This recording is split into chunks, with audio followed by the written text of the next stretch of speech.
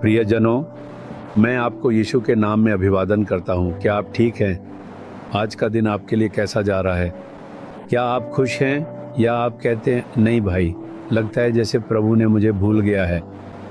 मैं लगातार प्रार्थना करता हूँ, फिर भी मैं उसका चेहरा नहीं देख सकता, न ही उसकी उपस्थिति महसूस कर सकता हूँ। कुछ ना कुछ इसमें बाधा डाल रहा है। क्या आप ऐसा सोच रहे हैं? ऐसा कभी कभी होता है। जब हम उसे प्रार्थना में पूरी लगन से खोजते हैं तो हमें ऐसा महसूस होता है जैसे प्रभु ने अपना चेहरा छुपा लिया है। हमें लगता है कि हमारे और प्रभु के बीच कुछ आ गया है। ऐसा होता है यहाँ तक कि जो पाप हमें छोटा लगता है वह भी परमेश्वर का चेहरा हमसे छुपा सकता है। क्या आपने कुछ ऐसा कहा या किया है जिससे प्रभु को दुख पहुंचा हो? क्या आपका व्यवहार ऐसा था? सोचिए जरा। अगर ऐसा कुछ है तो प्रभु आपसे अपना चेहरा छुपा लेंगे। अगर प्रभु मुझसे अपना चेहरा छुपा लें तो मेरी जिंदगी में क्या होगा? क्या आप ऐसा सोच रहे हैं? क्या आप जानते हैं कि प्रभु क्या कहते हैं? यशायाह अध्याय 54 वचन 8 में वह कहते हैं, क्रोध के आवेग में आकर मैंने पल भर के लिए तुझसे मुंह छिपाया था। सिर्फ एक क्षण के लिए ही उसने हमसे अपना चेहरा छुपाया, फिर भी हम घबरा जाते हैं, है ना? वह आगे कहते हैं, परंतु अब अनंत करुणा से मैं तुझ पर दया करूंगा। उसकी अनुग्रह महान है।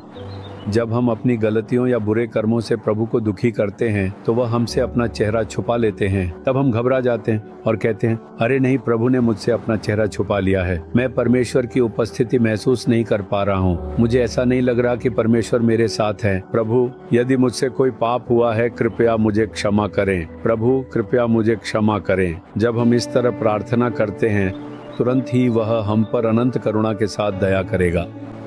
उसकी अनुग्रह बहुत महान और अनंत है, लेकिन उसका क्रोध केवल अस्थायी है।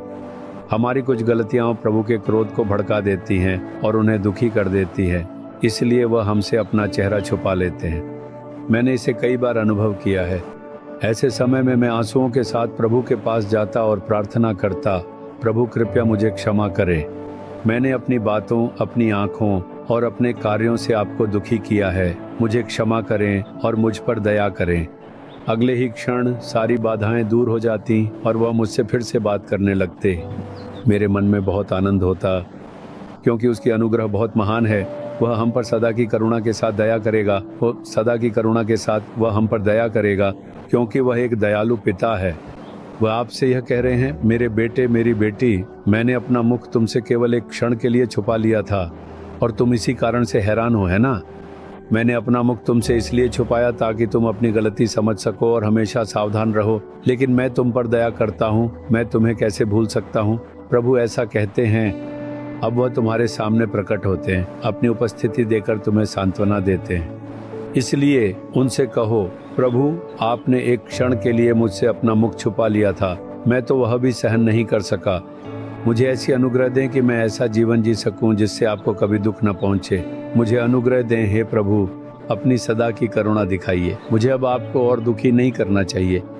मैं स्वयं को आपकी उपस्थिति का अनुभव करने के लिए समर्पित करता हूँ। यीशु के नाम पर आमीन, आमीन। Jesus redeem Hindi YouTube channel को सब्सक्राइब करें। सब्सक्राइब बटन पर क्लिक करें और बेल आइकन को भी क्लिक करके हर दिन की नई कार्यक्रमों की जानकारी प्राप्त करें।